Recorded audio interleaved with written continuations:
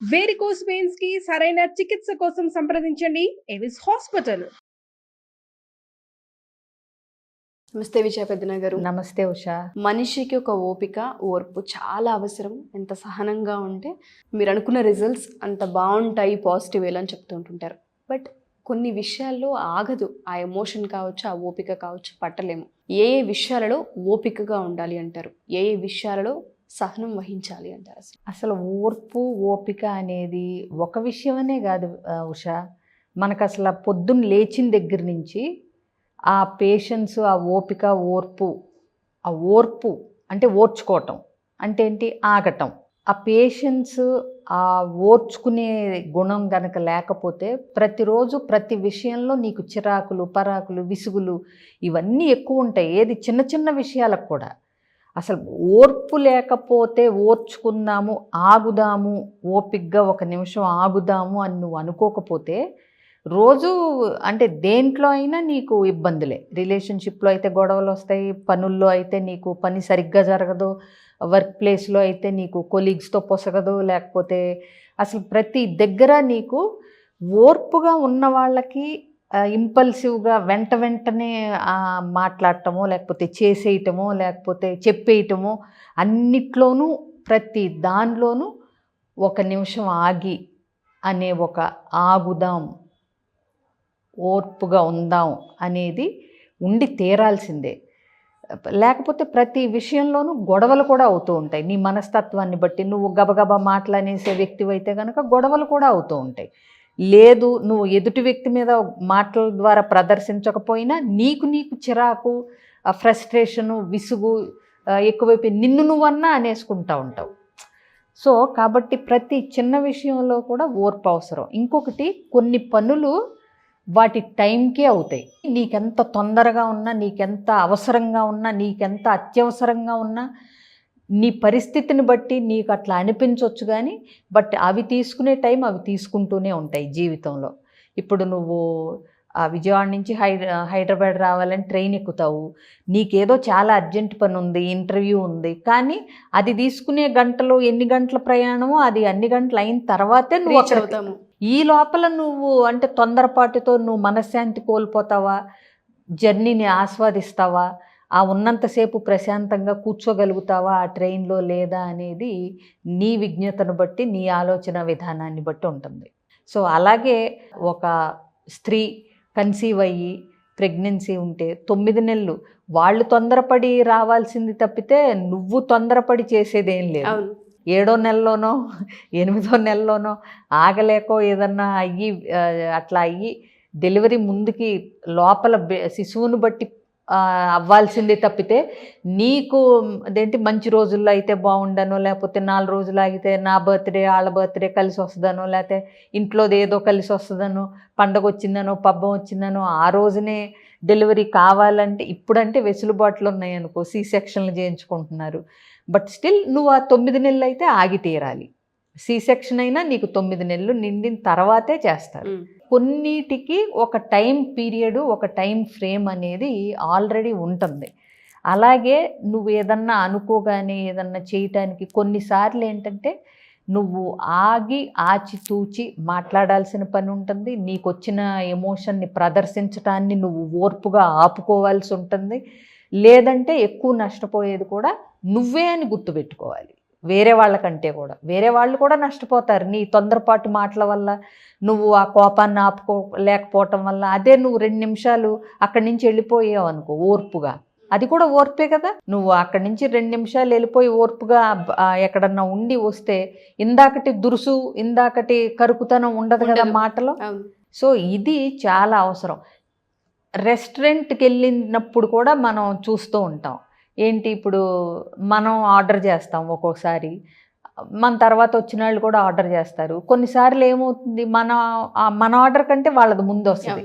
దానికి కోపం తెచ్చుకునే వాళ్ళు కూడా ఉంటారు. కాకపోతే అక్కడ ఏమంటారు అనకపోయినా ఇంకా రాలేదేంటి మంది అని సెల్ఫ్గా అసహనం, లేకపోతే కోపం, ఫ్రస్ట్రేషన్ ఇవన్నీ వస్తూ ఉంటాయి కొంతమందికి.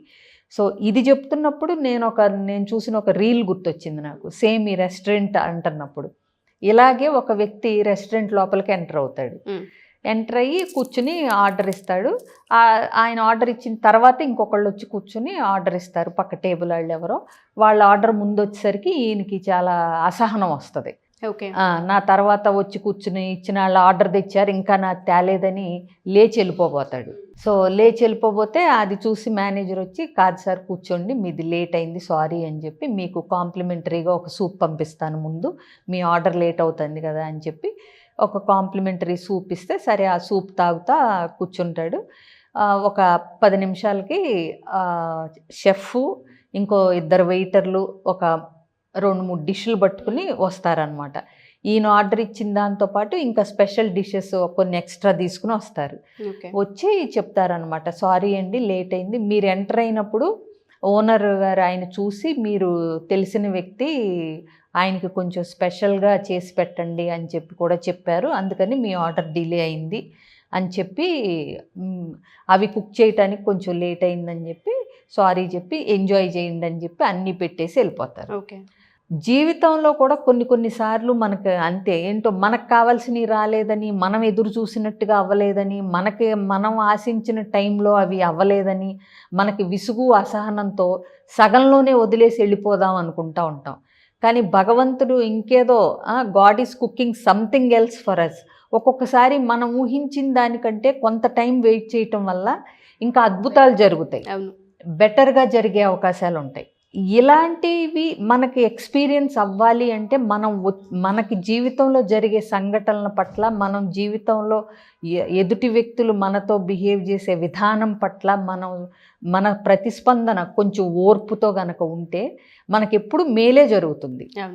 కాబట్టి ఏంటంటే ఒక నిమిషం ఆగుదాం, ఒక మాట అనే ముందలైనా, ఒక జడ్జిమెంట్ లాగా అవతల వ్యక్తిని జడ్జ్ చేసే ముందైనా వాళ్ళ కథ ఏంటోలే మనకు తెలియదు కదా అని చెప్పి ఆ జడ్జింగ్ అనేది ఆపుకోగలగాలి. అలాగే వాళ్ళు తొందరపడి ఒక మాట అన్నారు, అది వాళ్ళు ఏ పరిస్థితుల్లో అన్నారో ఒక నిమిషం ఆగి మనం సమాధానం కనుక మనం పొలైట్గా ఇస్తే తర్వాత వాళ్ళే వాళ్ళ తొందరపాటుకి సిగ్గుపడి సారీ చెప్పే పరిస్థితులు ఉంటాయి.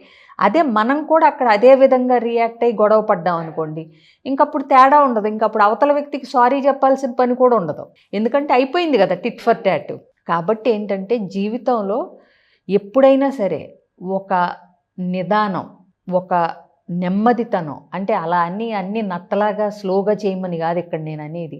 ఒక మాట మాట్లాడే ముందు, ఒక ఆలోచన చేసే ముందలు, ఒక మనిషిని వేరే మాట అట్లీస్ట్ ఏ పరిస్థితుల్లో అంటే ఓర్పుగా ఉండాలంటే, నీ మాటలు అవతల వ్యక్తులను బాధ పెడతాయి అనుకున్నప్పుడు నువ్వు ఓర్పుగా ఉండాలి, నీ చర్యలు అవతల వాళ్ళకి నష్టం చేస్తాయి అనుకున్నప్పుడు నువ్వు ఓర్పుగా ఉండాలి. అలాగే జీవితంలో నువ్వేదన్నా సాధించాలి, ఒక కొత్త స్కిల్ నేర్చుకుంటున్నావు, దానికి ఎంత ఓర్పు ఉండాలి. అలాగే నువ్వు కొన్ని మొక్కలు నాటావు, అవి పూలు పూసి అవి అంటే ఫ్లరిష్ అయ్యి చక్కగా గార్డెన్ లాగా అవ్వాలంటే నీకెంత ఓర్పుతో నువ్వు చెయ్యాలి, అవునా?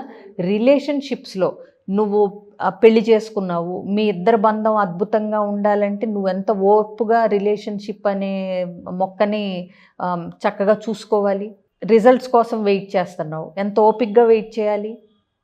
నీకు ఇంకోటి కూడా గుర్తొచ్చింది నాకు ఇప్పుడు, ఎంత ఓపిక్గా వెయిట్ చేయాలి అన్నప్పుడు, గాంధారి కుంతీదేవికి ఆల్రెడీ ధర్మరాజు పుట్టేశాడని అసహనంతో తన కడుపు మీద బలంగా దెబ్బలు గుద్దుకోవటం వల్లే ఆ పిండం పడిపోతేనే అప్పుడు వాటిని 101 కుండల్లో వాటిల్ని సర్ది ఆ తర్వాత టైం అయిన తర్వాత వాటిల్ని అప్పుడు వాళ్ళు పిల్లలుగా అవుతారు. అంటే ఇక్కడ కూడా ఓర్పు కావాలి కదా.